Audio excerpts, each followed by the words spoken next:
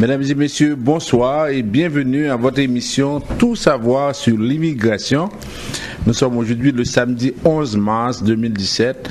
Nous sommes contents d'être avec vous pour vous présenter, même s'il fait froid, votre émission préférée, Tout savoir sur l'immigration. Mon nom c'est François Jean-Denis, consultant canadien accrédité en immigration. À la mise en onde, Julien est toujours avec nous pour les touches techniques. Et au micro 2, Michel Jean, bonsoir. Bonsoir maître François Jean-Denis, bonsoir Junie et bonsoir Yvon qui est encore en studio. Bonsoir à vous tous et à vous toutes. Alors comme vous l'entendez, nous sommes là malgré le froid pour vous présenter votre émission Tout savoir sur l'immigration. Alors vous cherchez des réponses pour toutes vos questions.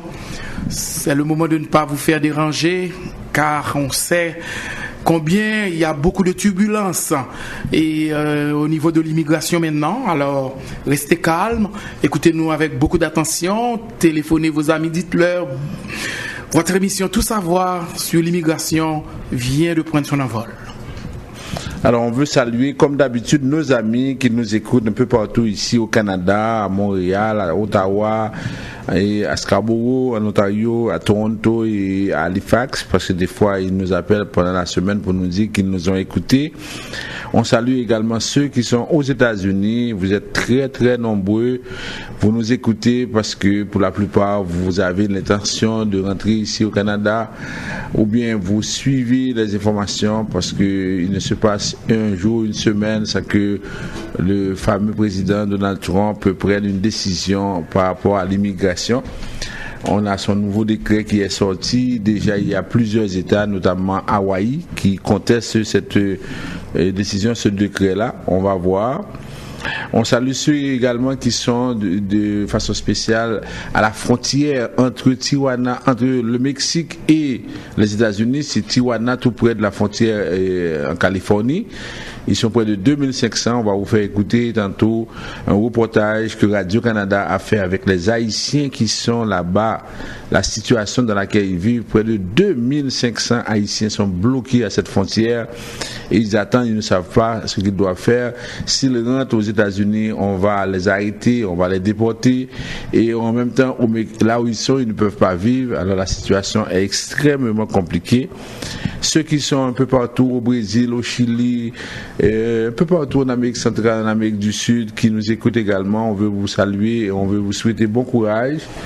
Parce qu'on sait que ce n'est pas facile quand vous avez tout quitté, vous avez quitté votre pays, maintenant vous vous retrouvez ailleurs, vous n'avez pas de travail et pendant ce temps les gens ont des espoirs, ils pensent que vous pouvez faire quelque chose à un moment bien déterminé. On sait que c'est pas facile, on vous souhaite vraiment du courage.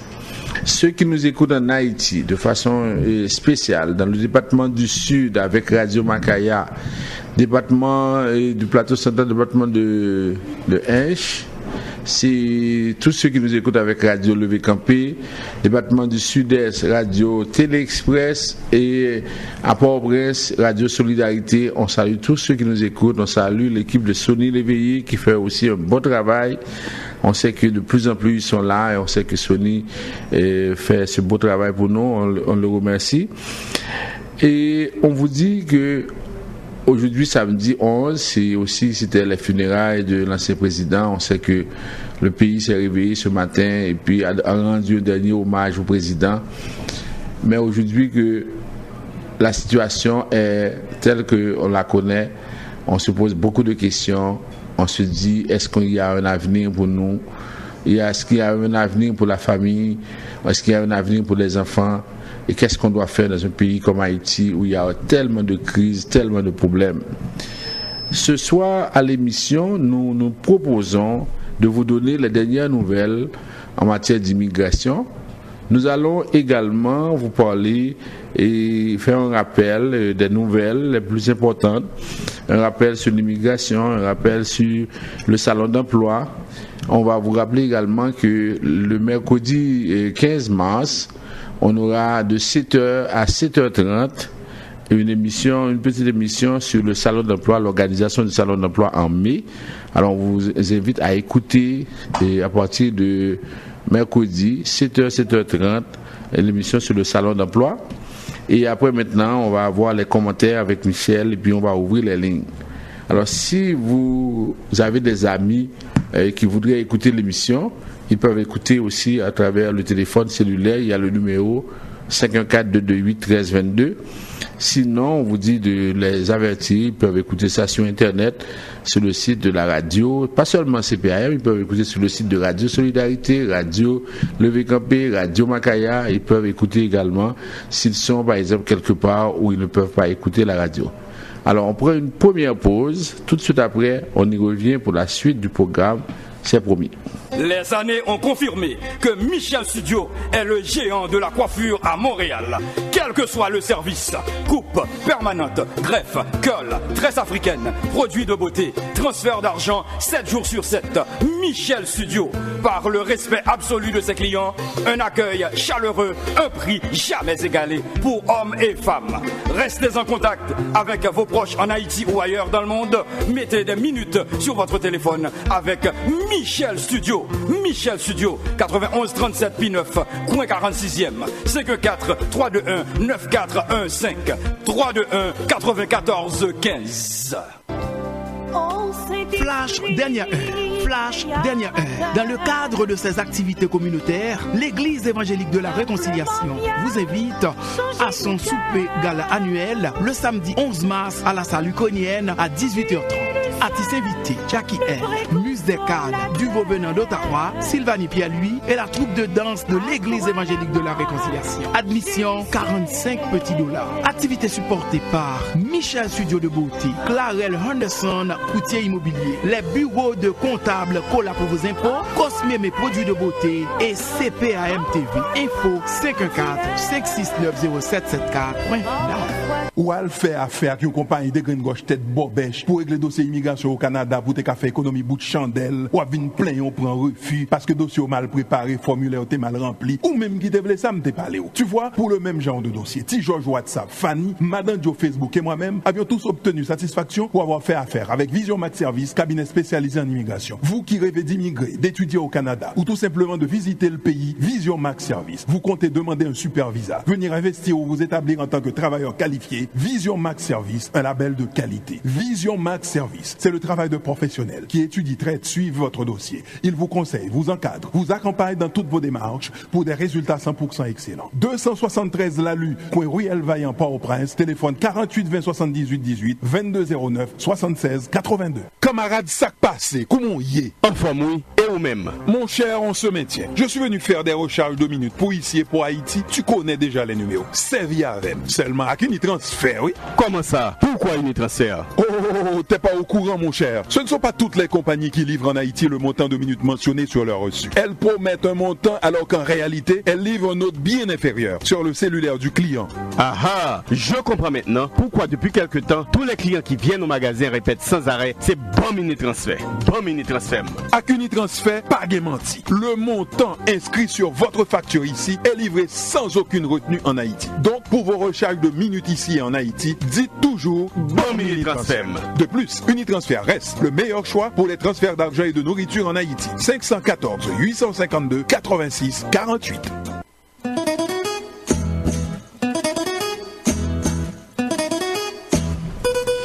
Vous suivez votre émission Tout savoir sur l'immigration. Alors, on vous rappelle les numéros de téléphone pour nous rejoindre. Le 438-876-9398, 438-876-93-98. En Haïti, il y a deux numéros. Le 48-20-78-18, 48-20-78-18. Et en même temps, vous avez le 22-09 76 32 22 09 76 32. Vous pouvez aussi aller sur le site internet www.visionmaxservice.com. Vous pouvez également nous écrire sur WhatsApp. Vous pouvez nous écrire aussi, nous envoyer des textos à ce moment-là, on se fera un plaisir de vous parler ou bien de vous indiquer ce que vous devriez faire. Vous savez, avec Vision Max Service, vous avez l'heure juste. Nous, on vous dit exactement comment sont les choses. Notre objectif est de vous aider. Et à partir de là, chaque fois que vous nous parlez ou bien vous venez nous voir, on vous dit ce qui est mieux ou bien on vous donne la meilleure formule dans les circonstances. Alors, ça veut dire que si vous voulez faire autre chose, c'est votre choix. Mais cependant, on sait que chaque fois que quelqu'un vient nous voir, on lui donne la meilleure formule, la formule qui est à son avantage et non pas à notre avantage. Alors, on commence avec les nouvelles. D'abord, on a par exemple, on vous parle de 2 sondages qui ont été réalisés. Par exemple, par la presse canadienne, on parle du gouvernement fédéral qui veut savoir, par exemple, l'attitude ou bien le comportement, comment les Canadiens conçoivent l'arrivée des immigrants de façon générale, pas ceux qui viennent des États-Unis, comment les Canadiens accueillent le nombre approprié de nouveaux arrivants. On sait qu'en 2016-2017, le gouvernement a annoncé qu'il va recevoir près de 300 000 immigrants pendant l'année. Alors, d'après le sondage, 40% des personnes interrogées ont l'impression qu'un nombre approprié de réfugiés sont accueillis au pays, tandis que 30% estiment qu'ils sont trop nombreux. Alors, ça veut dire que ça, c'est déjà un premier point. Ensuite, on dit la question des valeurs que doivent partager les nouveaux arrivants qui choisissent le Canada comme terre d'accueil et n'avait pas encore fait surface de la course et puis on n'avait pas encore parlé de ça dans le sondage, mais cependant on voit que de plus en plus avec la course à la chefferie au niveau du Parti conservateur, ça devient un enjeu considérable et il y a même un sondage qui a été réalisé sur la question des valeurs canadiennes. On dit que ce sont les Canadiens qui doivent enseigner aux nouveaux arrivants leurs valeurs. Si on dit qu'on est Canadien, il faut qu'on respecte les valeurs canadiennes. Et on ne peut pas décider, par exemple, de vivre comme l'on veut, alors qu'il y a des valeurs. Dans tout pays, il y a des valeurs propres à ce pays-là. Il y a Mme Leitch du Parti conservateur qui propose de faire passer un test de valeurs canadiennes aux nouveaux arrivants avant de les accepter au pays. C'est ce qu'elle a proposé et ça a fait boule de neige. Les gens ont dit non, c'est trop. Et alors, vous voyez, il y a des sondages et on veut avoir, par exemple, on veut savoir ce que pensent les Canadiens par rapport au nombre d'immigrants. C'est un enjeu fondamental. Est-ce qu'il y a trop d'immigrants au Canada? Est-ce qu'il y a pas assez? Alors, il y a des études qui se font. Alors, le gouvernement, pour s'assurer qu'il est sur la bonne voie, il fait de temps en temps des sondages à ce niveau-là. Maintenant, on va passer directement à la question des réfugiés, des gens qui arrivent des États-Unis. D'abord, au niveau de la Gendarmerie royale du Canada, GRC, de l'Agence des services frontaliers, les 2 agences, ou les 2 organismes ont dit qu'ils ont les ressources nécessaires pour gérer la question au niveau de la frontière, ok? Parce qu'on sait que depuis quelque temps, depuis le mois de janvier, il y a beaucoup de personnes qui traversent la frontière, mais ce que craignent les autorités canadiennes, on se dit, une fois le printemps arrivé, la température sera plus clémente, on craint vraiment une arrivée massive de migrants, comme ce fut le cas en Europe. Je ne sais pas si les gens exagèrent, mais on se demande si à partir du printemps, à partir de l'été, il n'y aura pas une arrivée massive de personnes à la frontière comme ça a été le cas pour l'Europe. On se rappelle lorsqu'on avait la situation, il y avait des milliers de migrants qui étaient arrivés. On se rappelle que l'Allemagne avait accepté 1 million. Il y a d'autres pays qui ont accepté 100 000, etc. Et le Canada avait accepté près de 25 000 dans un premier temps. Alors, jusqu'à présent, on suit la situation. Le ministre de la Sécurité publique dit que tout est sous contrôle. On va voir comment ça va se faire. Et on va aussi suivre les inondations printanières au Manitoba parce qu'on sait que le Manitoba vient après le Québec comme 2 destinations qui sont priorisés par les voyageurs. Alors, on dit que au niveau de l'immigration, c'est que la CISR travaille de très près avec le gouvernement pour voir comment on va traiter ces dossiers-là. On sait qu'actuellement, au niveau de la commission de l'immigration et du statut de réfugié, là, c'est une situation extrêmement compliquée. Il y a des audiences qui sont annulées parce que on ne peut pas gérer toutes ces audiences-là. On dit pour des raisons administratives, etc., etc. Alors, ça veut dire que voici un peu la situation. Et surtout, c'est à l'échelle du Québec qu'on a beaucoup de personnes. On a déjà presque 2527 personnes qui ont fait le déplacement, qui sont passées par la colle. Et on dit que généralement, ces gens-là, ils achètent des forfaits à des passeurs et de 10 000 à 15 000 dollars américains. Ensuite, arrivés à Plattsburgh, ils prennent un taxi. Ça coûte autour de 300 à 400 dollars américains. Et finalement, ils vont ils vont s'organiser pour entrer au Canada. Le Québec compte 30 postes frontaliers sur 117 au Canada. Les États-Unis ont 117 postes frontaliers avec le Canada et le Québec compte 30 sur 117. OK? Alors voici la situation. Et c'est-à-dire le Québec dispose de 813 km de frontières avec le voisin américain. Alors jusqu'à présent, on a deux provinces qui reçoivent le plus de gens, c'est le Québec et le Manitoba. Maintenant, pour cette situation-là, l'opposition à Ottawa exige un plan du gouvernement Trudeau. Alors, on a l'opposition néo-démocrate et l'opposition du Parti conservateur. Les deux ont dit que le Parti libéral ne peut pas continuer à agir ainsi. Le gouvernement n'a pas de plan précis pour faire face à l'afflux de migrants arrivés aux États-Unis et déplore l'opposition conservatrice que néo-démocrate à Ottawa. Alors que hier, on vous avait annoncé que le secrétaire d'État américain à la sécurité intérieure, John Kelly, est venu à Ottawa pour rencontrer son homologue Ralph Goodale de la sécurité publique Ottawa. Il est venu et c'est le premier haut responsable américain qui a foulé le sol canadien depuis l'arrivée de Donald Trump au pouvoir. Il est venu pour demander, pourquoi le Canada laisse passer ces gens-là. Parce qu'il dit que pour la plupart, ce sont des gens qui ont fait le déplacement. Ils ont pris à peu près quelques jours aux États-Unis et immédiatement ils se sont rendus au Canada. Alors on dit qu'il se pose des questions pour savoir pourquoi ces gens-là sont venus. Il n'a pas compris pourquoi les migrants ont effectué ce voyage depuis leur pays d'origine. Il a affirmé que la majorité des migrants qui arrivent au Canada sont présents en toute légalité sur le sol américain et beaucoup sont seulement restés aux États-Unis pour une courte période, quelques jours avant de venir au Canada. Alors imaginez, Donald Trump a fait venir ici à Ottawa son secrétaire d'État à la sécurité intérieure pour demander au gouvernement canadien pourquoi il laisse entrer ces gens-là. Est-ce qu'il est au courant? Est-ce qu'il sait exactement qui sont ces personnes qui rentrent au Canada? Et est-ce qu'on a fait les tests corrects pour savoir s'ils ne sont pas des terroristes? On sait que c'est le discours habituel.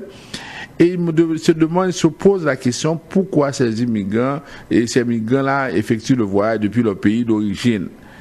Alors, est-ce qu'il n'y a pas de réseau de passeurs? On se pose des questions. Et après sa visite, le gouvernement canadien et le gouvernement américain se sont entendus. Ils disent on va coopérer afin de déterminer les causes de l'afflux de migrants au Canada en provenance des États-Unis. Alors le gouvernement canadien et le gouvernement américain vont compiler des données pour savoir pourquoi ces gens arrivent, d'où ils viennent et comment ils ont pu, par exemple, faire ce trajet-là. Et une fois qu'ils auront compilé toutes ces données, de là, ils vont prendre des actions. Alors, combien de temps ça va prendre? On ne sait pas. Alors, c'est pour les gens qui attendent, les gens qui font toujours la procrastination. Alors, actuellement, les gouvernements canadiens et américains sont en train de compiler des données. On est en train de savoir d'où viennent ces gens Parce qu'actuellement, lorsqu'ils viennent, ils passent ou bien aux douanes, à la colle, ou bien ils passent à d'autres places. Et puis à ce moment-là, la GRC et l'Agence des services hospitaliers compilent des données pour savoir de quel pays ils viennent, pourquoi ils viennent. Et là maintenant, si on trouve que ça peut créer un problème au niveau de la sécurité intérieure des deux pays, là maintenant on va prendre des données. Alors c'est à suivre. On ne sait pas. Combien de temps ça va prendre, on ne sait pas. Entre-temps, l'opposition à Ottawa pose des problèmes. Il dit que on veut que le gouvernement canadien prenne position. D'abord, au niveau des conservateurs, on dit que le gouvernement canadien ne fait rien pour résoudre le problème. Il peut y avoir des terroristes, il peut y avoir des personnes qui effectivement peuvent créer des ennuis aux Canadiens. Il faut résoudre le problème. Ça, c'est la position du député Pierre-Paul Houtz, qui est député du Parti conservateur. Demain, il sera à l'émission Les coulisses du pouvoir, animée par Emmanuel Latraverse. Et en même temps, on a aussi le député du NPD, M. Boulris. Lui, il sera aussi à l'émission. Il trouve que le Canada devrait prendre position contre les États-Unis, contre ces décrets de M. Donald Trump. Il dit que le Canada devrait sortir de l'entente entre les pays tiers sûrs pour permettre à plus de personnes de venir au Canada pour faire leurs demandes, parce qu'aux États-Unis, la situation est extrêmement compliquée. Alors, le gouvernement canadien se trouve entre deux situations. D'un côté, le gouvernement conservateur trouve qu'il n'applique pas les politiques migratoires, qu'il laisse entrer trop de gens parce que ces gens-là peuvent être des terroristes. De l'autre côté, on a le parti néo-démocrate qui est socialiste. L'autre parti, c'est droite ou bien extrême droite. Le NPD dit non, on ne devrait pas accepter que le président américain prenne cette décision-là. On devrait mettre fin à l'entente sur les pays tiers sûrs et permettre à plus de gens, par exemple, de venir ici, parce que on ne peut pas faire confiance à la politique de l'immigration de M. Donald Trump. Alors, si vous voulez avoir des détails, suivez les deux à l'émission Les coulisses du pouvoir. Maintenant, on continue avec cette situation-là. C'est qu'on parle beaucoup de ça. Il y a un groupe d'avocats qui ont pris position et qui ont dit, par exemple, que l'immigration, on ne peut pas parler de l'immigration illégale, on dit que ça n'existe pas. Alors, je vais vous dire pourquoi ils ont dit que on ne peut pas dire que l'immigration est illégale, ou bien l'immigration illégale n'existe pas. Alors, c'est plus d'une trentaine d'avocats qui ont signé ce texte. Il dit que au niveau de la Convention de Genève en 1951 relative au statut de réfugié, on dit que les États contractants ne doivent appliquer aucune sanction pénale aux demandeurs d'asile qui entrent irrégulièrement sur leur territoire, dans la mesure où ces derniers se présentent aux autorités et leur exposent leur crainte de persécution. Il est prévu dans la Convention de Genève ceci. Si, par exemple, quelqu'un entre illégalement ou irrégulièrement sur un territoire, il se présente aux autorités, il explique sa situation de persécution, cette personne-là ne commet pas une infraction, cette personne-là n'est pas en situation d'illégalité, ok, parce que la personne peut être en situation, peut ne pas pouvoir se présenter à un poste régulier, mais la personne se présente aux autorités. Alors, ils continuent, ces avocats, ils disent que tout le monde sait que depuis l'élection de M. Donald Trump, et notamment depuis la signature de plusieurs décrets exécutifs, on sait que la situation, elle est extrêmement compliquée aux États-Unis et on ne peut pas croire, on ne peut pas penser que ces gens-là vont avoir une protection. Ça va être un manquement à un principe de justice naturelle si on se fie au système américain. Alors, il prône, comme le NPD, tantôt on a dit, il faut mettre fin à l'entente entre le Canada et les États-Unis parce que aujourd'hui, si on parle d'immigration illégale à la frontière, la principale cause de cette situation-là, c'est parce qu'il y a une entente entre le Canada et les États-Unis, entente sur les pays tiers sud dont on vous a parlé à plusieurs reprises. Alors on dit que si cette entente n'existe pas, maintenant tout le monde peut passer à la frontière et faire sa demande. Aujourd'hui, pour passer à la frontière, vous vous rappelez, on vous a parlé des 4 critères. Il faut avoir un parent au Canada, il faut que ce soit un enfant non accompagné, il faut que ce soit une personne qui craint pour sa vie si jamais cette personne-là est accusée et par exemple on va l'exécuter, tout ça. Alors on dit non. Si maintenant on parle aujourd'hui de renforcer la sécurité frontalière, ça va aggraver la situation. On ne pourra pas empêcher aux gens de passer. Il y aura toujours des espaces où les personnes vont passer. Et c'est ce que les avocats disent. On dit que la seule solution, c'est de suspendre l'entente pour mettre fin à tout passage irrégulier en permettant aux demandeurs d'asile de passer normalement au poste et frontalier. À ce moment-là, la commission de l'immigration va juger du bien fondé de la demande de protection. Alors, si on veut ça, sinon, on crée des problèmes pour ces gens-là parce qu'il y en a qui sont affectés au niveau de leur santé, parce qu'ils doivent marcher pendant longtemps, et ça, c'est une situation extrêmement compliquée. Alors, ça, c'est la position de plus d'une trentaine d'avocats, M. Guillaume Clichy-Riva, Stéphane Valois, M. Stéphane Enfield, M. Richard Goldman, etc. Ça veut dire qu'on a toutes ces personnes-là qui ont signé, on dit que l'immigration illégale n'existe pas. Maintenant, on va passer rapidement à la situation au Québec. Mais avant, j'aimerais qu'on passe, par exemple, on sait qu'au niveau de la frontière avec le Mexique, on sait qu'au niveau de la frontière avec le Mexique, on a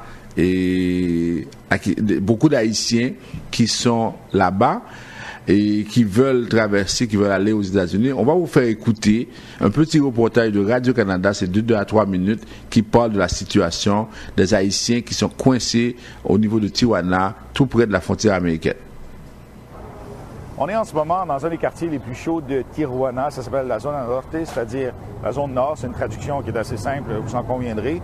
Ce quartier-là, il est chaud parce qu'il y a beaucoup de problèmes de pauvreté. Il y a des sans-abri, beaucoup de sans-abri mexicains qui sont ici. On nous dit qu'il y a, entre autres, beaucoup de problèmes de drogue. L'activité des cartels est assez importante. Il faut être prudent quand on vient ici. Mais au beau milieu de ce quartier-là, avec tous les problèmes que les Mexicains ils ont ici, qu'est-ce qu'on trouve? On trouve un refuge. Cet immeuble jaune-là, c'est un refuge des Pères salésiens. C'est tenu par un prêtre de Toronto, entre autres, qui est à la tête de ça. Et ce refuge-là, depuis une quinzaine d'années, il s'occupait des Mexicains qui avaient des problèmes ici dans ce quartier chaud de la zone norte.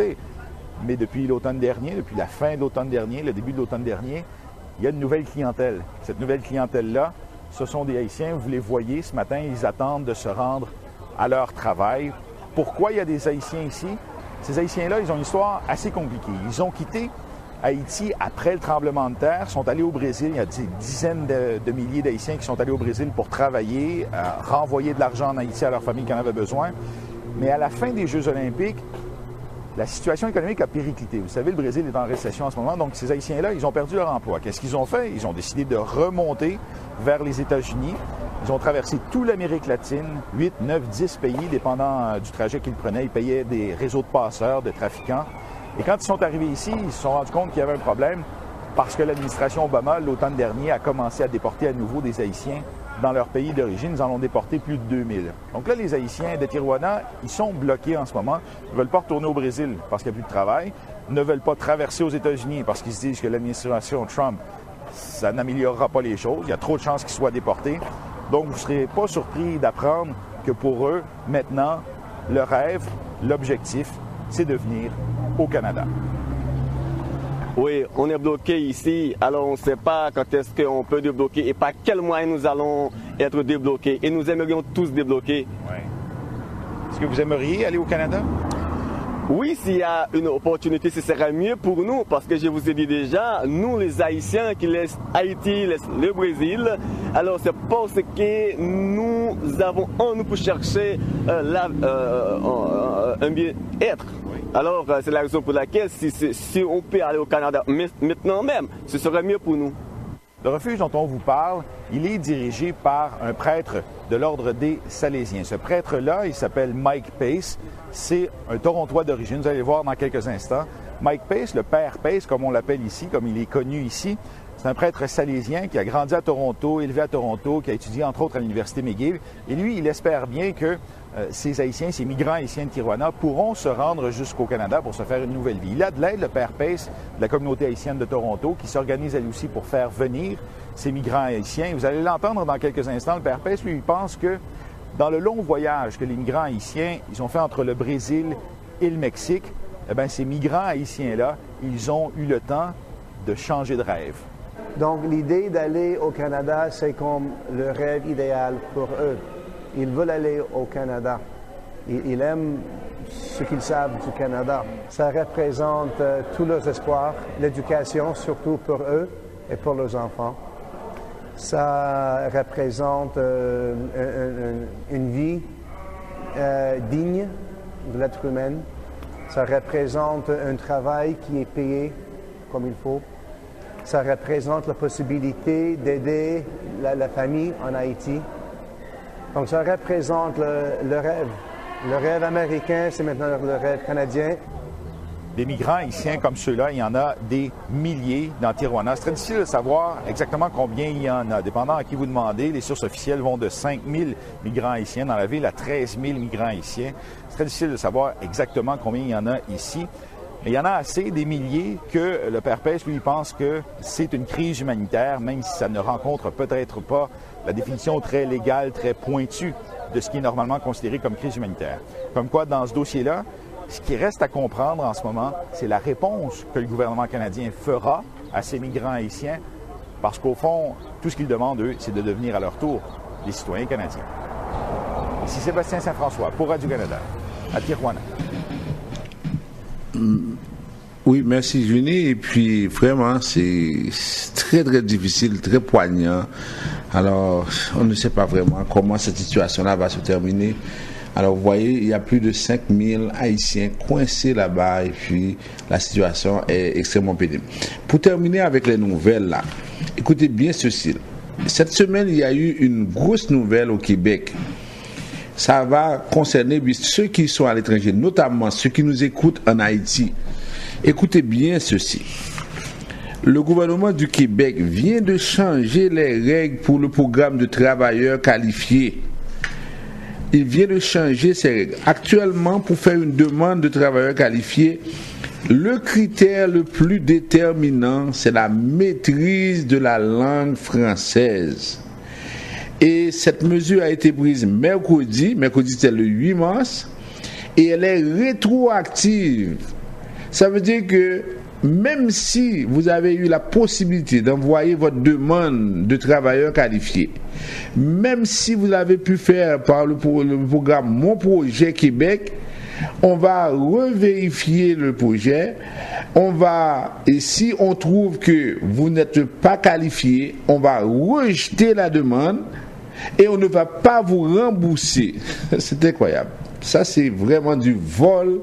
Il n'y a pas d'autre terme pour qualifier ça.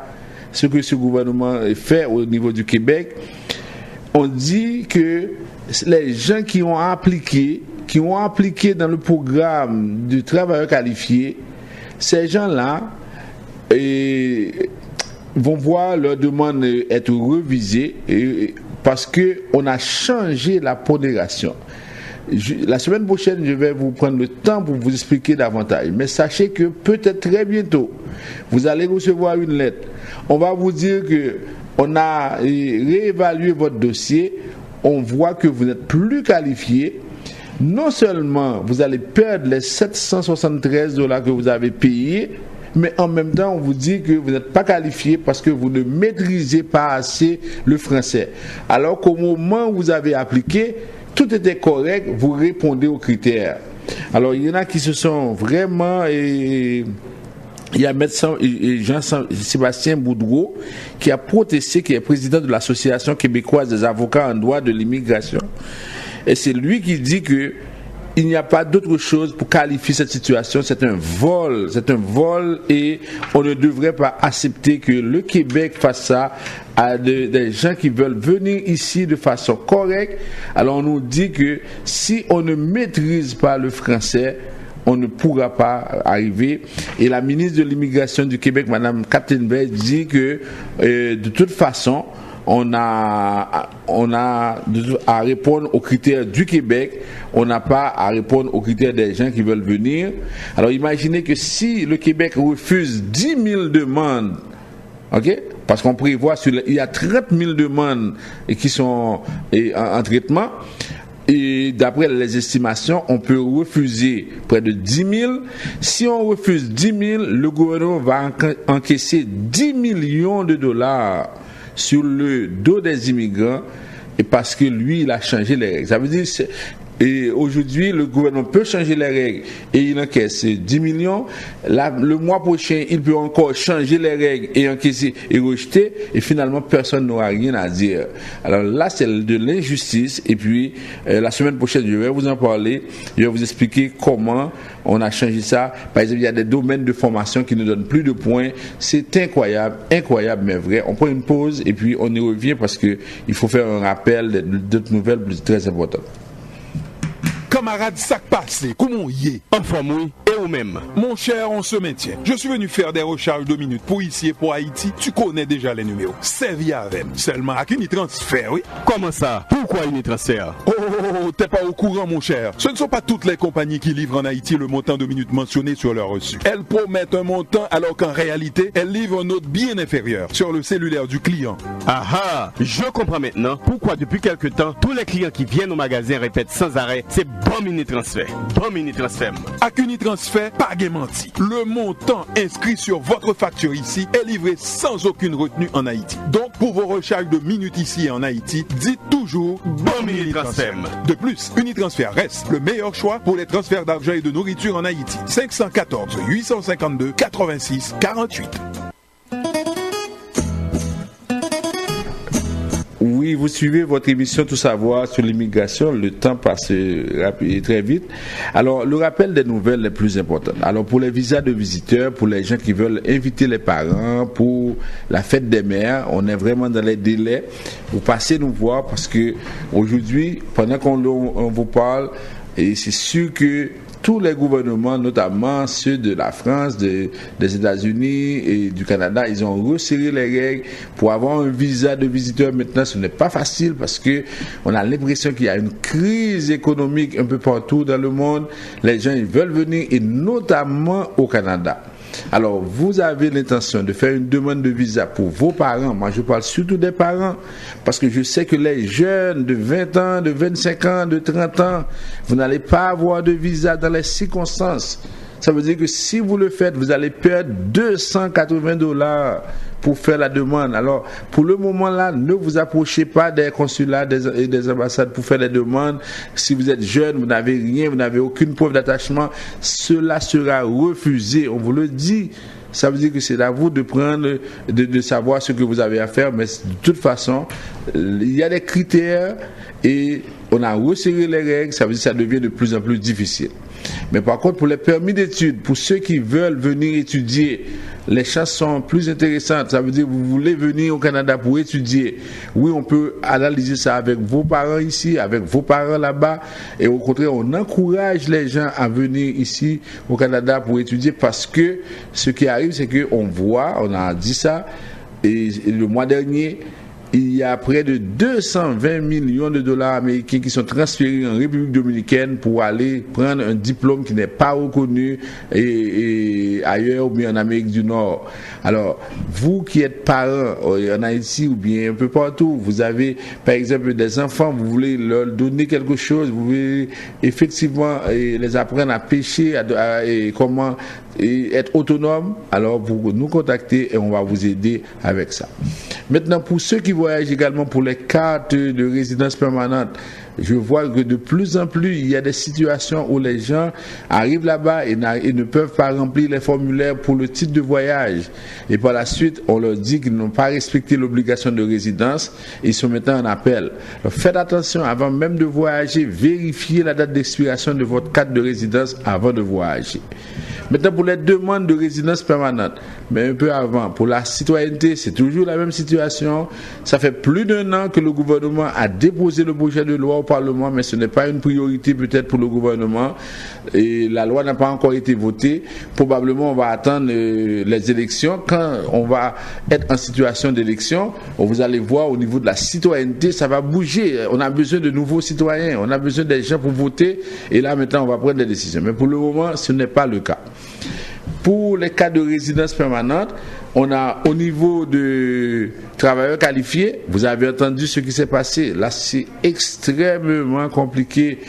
Et les gens sont à l'étranger, ils sont des enfants, ils veulent venir au Canada comme travailleurs qualifiés, mais maintenant on leur dit il faut maîtriser le français. Alors si vous avez cette intention, si vous comptez venir au Québec, sachez que vous devez aller prendre des cours de français. Je parle à mes compatriotes qui nous écoutent. Je sais qu'aujourd'hui, avec le niveau d'éducation, souvent, on a étudié dans une langue pendant 14 ans, pendant 15 ans, on n'arrive même pas à la maîtriser parce que l'approche n'est pas bonne. On nous fait apprendre le français comme langue, je dirais, maternelle, alors que le français, c'est une langue seconde. Notre langue maternelle, c'est le créole. Alors, il faut que l'approche change pour qu'on puisse parler correctement le français. Et si vous n'arrivez pas à parler le français, vous aurez de la difficulté à entrer au Québec parce que on change les règles, on vient juste de vous l'expliquer. Ensuite, si on passe maintenant au niveau de la demande d'asile, les considérations humanitaires. Pour ceux qui demandent pourquoi on n'a pas encore de résultats, on attend également. Et pour ceux dont les demandes ont été refusées, il y a des contacts qui se font pour voir comment le gouvernement peut revenir à la situation parce que ce n'est pas normal qu'il y ait 300 demandes au niveau de considération humanitaire. Le gouvernement avait dit qu'il accepterait 1000 demandes. C'était l'ancien ministre de l'immigration, M. John McKellen, qui avait fait cette déclaration à Montréal-Nord lorsqu'il a convoqué tout le monde. Aujourd'hui, il y a 300 demandes qui sont faites. On a refusé presque 100 à 150 demandes dans 300. C'est injuste. Ceci n'est pas normal. Pendant qu'on refuse ces gens-là, on accepte des Syriens, des 30 000, 35 000. Alors ça, c'est une politique de 2 poids 2 mesures, parce que de toute façon, nous, on est des pauvres. C'est pourquoi on donne ce traitement-là aux gens, alors que la situation, elle est vraiment difficile. Quelqu'un qui est ici ne peut pas vraiment retourner dans les circonstances. Maintenant, pour le cas de personnes qui font des demandes d'asile, alors là maintenant c'est compliqué. Vous savez que le Canada a dit qu'on va recevoir seulement 15 000 dossiers. Ça veut dire qu'on va accepter pour l'année 15 000. Et quand il y a plus de demandes, alors vous voyez, c'est la loi de l'offre et de la demande.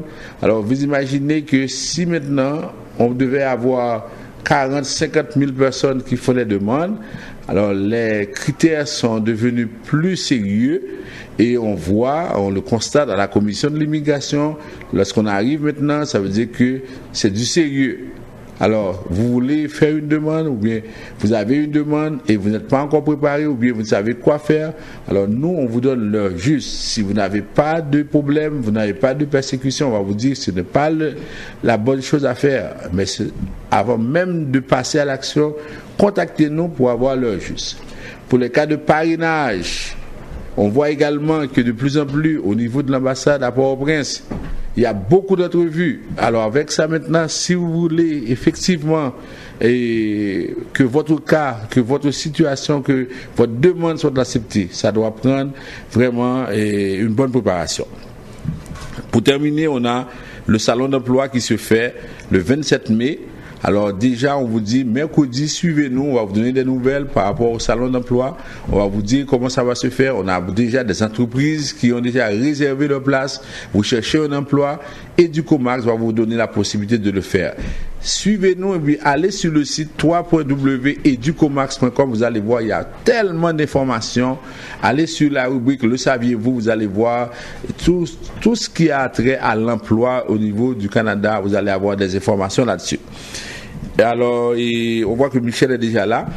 Et il faut prendre une petite pause et puis après on va passer directement à Michel. Oui. Flash dernière heure. Flash dernière heure. Dans le cadre de ces activités communautaires, l'Église évangélique de la Réconciliation vous invite à son souper gala annuel le samedi 11 mars à la salle Luconienne à 18h30. Artistes invités, Jackie L, Muse des Cadres, Duveau venant d'Ottawa, Sylvanie Pierre-Louis et la troupe de danse de l'Église évangélique de la Réconciliation. Admission 45 petits dollars. Activité supportée par Michel Studio de Beauté, Clarel Henderson, courtier immobilier, les bureaux de comptables Cola pour vos impôts, Cosme mes produits de beauté et CPAM TV. Info 514-569-0774.9. Ou al faire affaire qui une compagnie de grande gauche tête bobèche pour régler dossier immigration au Canada pour te faire économie bout de chandelle ou à venir plein on prend refus parce que dossier mal préparé, formulaire était mal rempli ou même qui te voulait ça me te parler. Tu vois, pour le même genre de dossier, Ti George WhatsApp, Fanny, Madame Joe Facebook et moi-même avions tous obtenu satisfaction pour avoir fait affaire avec Vision Max Service, cabinet spécialisé en immigration. Vous qui rêvez d'immigrer, d'étudier au Canada ou tout simplement de visiter le pays, Vision Max Service. Vous comptez demander un super visa, venir investir ou vous établir en tant que travailleur qualifié. Vision Max Service, un label de qualité. Vision Max Service, c'est le travail de professionnels qui étudie, traite, suivent votre dossier. Il vous conseille, vous encadre, vous accompagne dans toutes vos démarches pour des résultats 100% excellents. 273 Lalu, coin Ruelle Vaillant, Port-au-Prince, téléphone 48 20 78 18, 22 09 76 82.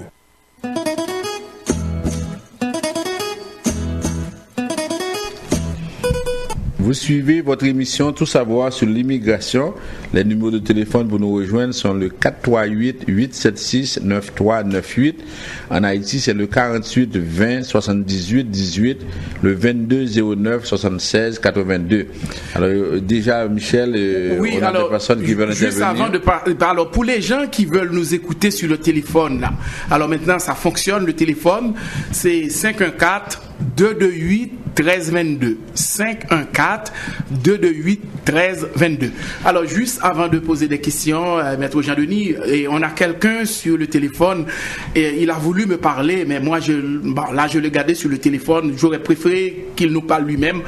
Alors mon ami, ça va bien attendre. Allô? Allô? Oui, allô? Allô? Allô? Bon. Allô? Alors, si quelqu'un veut intervenir, il va composer le 514-790-2726. Alors, entre toi, Michel... oui, bon. Et aujourd'hui, on a tellement... Bon, Maître François Gédin, félicitations pour votre émission. Moi, Maître Jean-Denis, bon, je suis un médecin. Ma femme est clinicienne. Bon, les deux, nous avons un très, très bon salaire. Mais il y a ma belle-mère et la mère de ma conjointe qui aimerait ça venir pour la fête des mères haïtiennes, passer quelques jours avec nous, avec toutes les difficultés qu'il y a maintenant au niveau de l'immigration. Bon, pensez-vous que ça va être facile? Je compte quand même passer à votre bureau et je ne sais pas à quelle mesure et si vous allez pouvoir nous aider, mais ma femme aimerait absolument cette année que sa mère vienne passer la fête des mères avec nous. En tout cas, quand ils vont passer, on va leur expliquer ce que nous disons en public, on va leur dire ça de façon correcte, on va analyser la situation pour voir si ça répond aux critères, ça répond aux normes, et puis on va leur dire ce qu'ils doivent faire. Ok? Alors la personne est retournée. Vision Max Service, bonsoir. Oui, allô? Allô? Oui, allô? Bon, apparemment, il y a un problème technique. Continuez avec les questions et puis... Bon, alors ça, c'est surtout plus un commentaire qu'une question. Et alors moi, Maître Jean-Denis, je suis un célibataire en quarantaine. Bon, moi, j'aimerais ça quand même, tantôt... J'étais en train de t'écouter parler concernant les gens qui sont à Tijuana, au Mexique.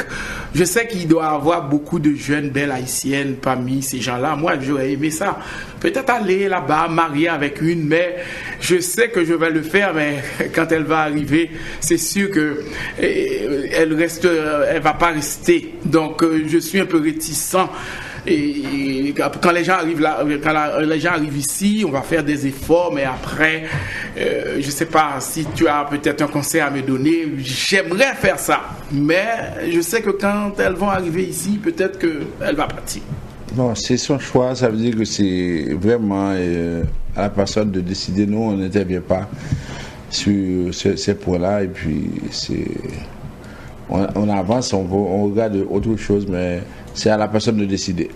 Bon, alors, et concernant la personne qui était sur la ligne tantôt, alors lui m'a dit, est-ce que c'est vrai?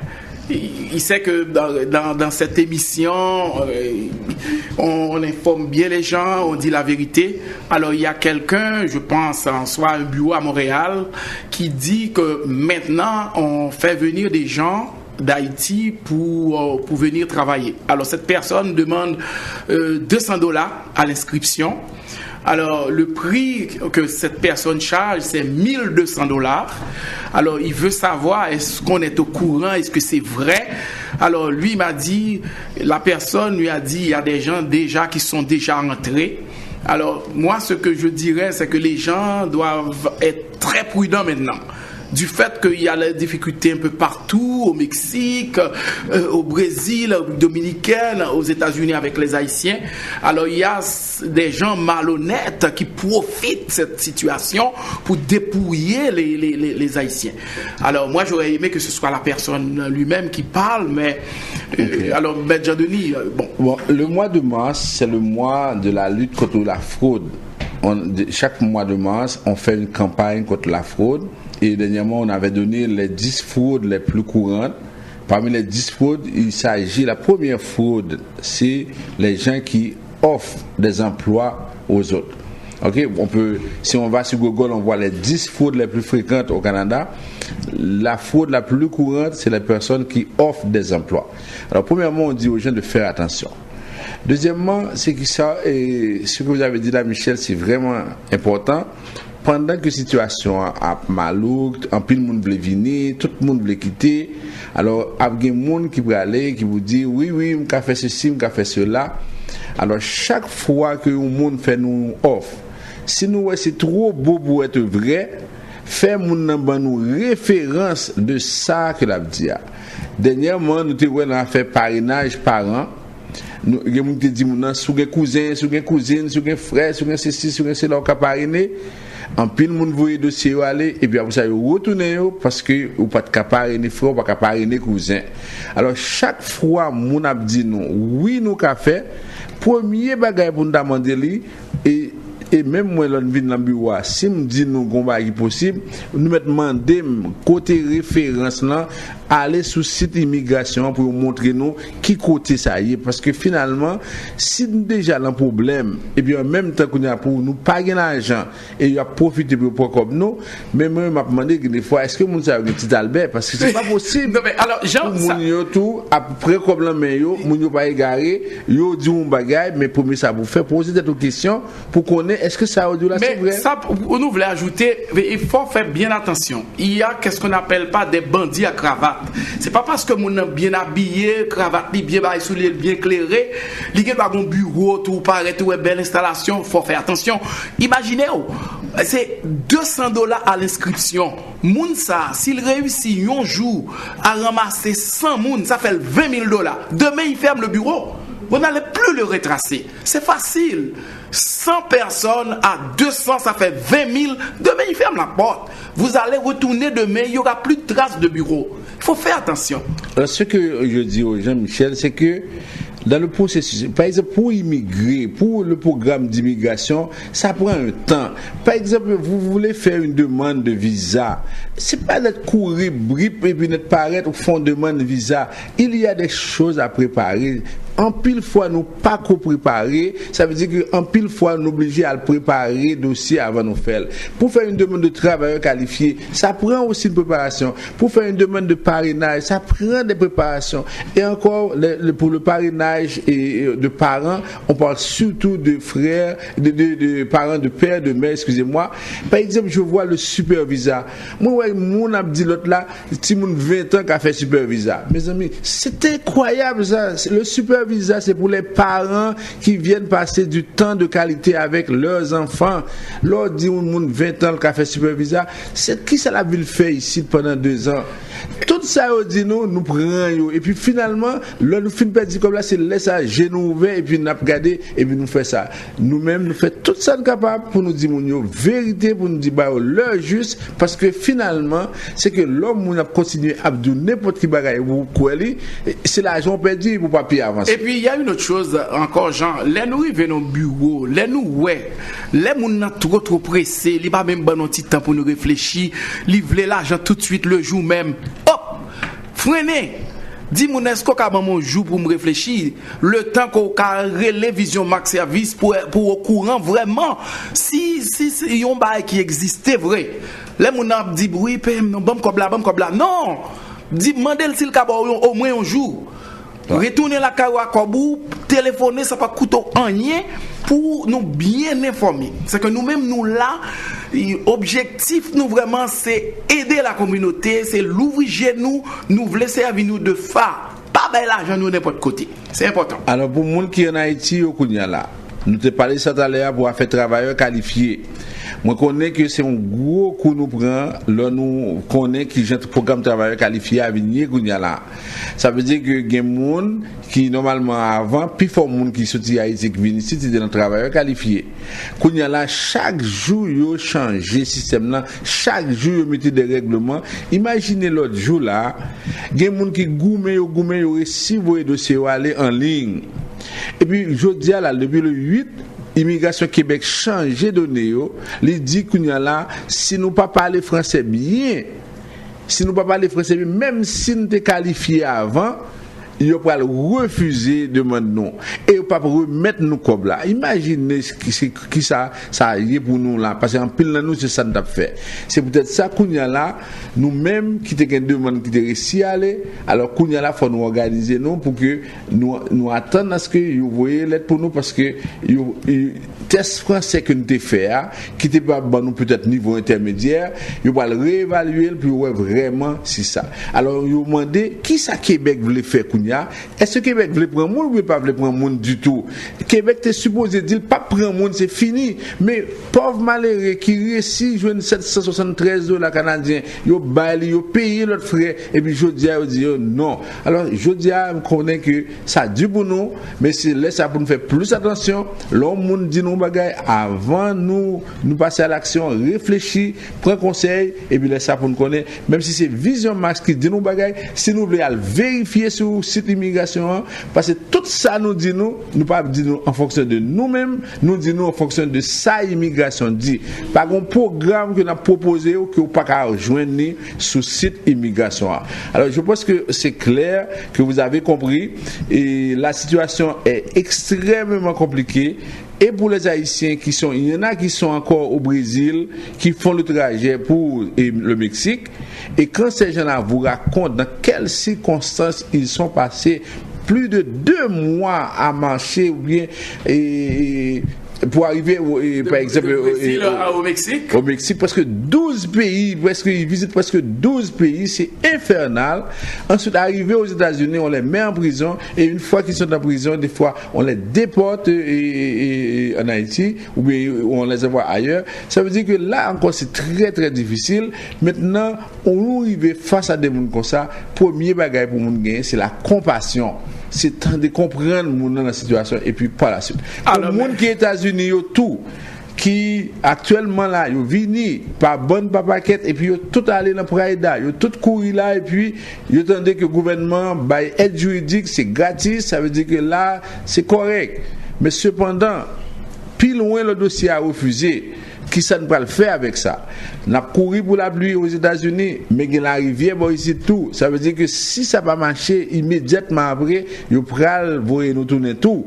Alors si c'est peut-être ça, oui, nous jouons une aide juridique, c'est gratis, c'est correct, mais cependant, pensez à demain, réfléchis. En plus, fois, c'est mon côté au lieu de la carrière qui a dit oui, pas besoin de payer personne, pas besoin de ceci, c'est là. Mais qui s'en veut? Est-ce que son statut qu'on veut ou bien on besoin toute la journée à rouler d'un pays en pays pour que vous-même vous capable de faire ça? Pas oublier, Canada c'est dernier parce que l'autre c'est États-Unis. Si ça va marcher Canada, il va le voir dans la France pour nous faire l'autre demande. C'est Haïti directement à vous et nous.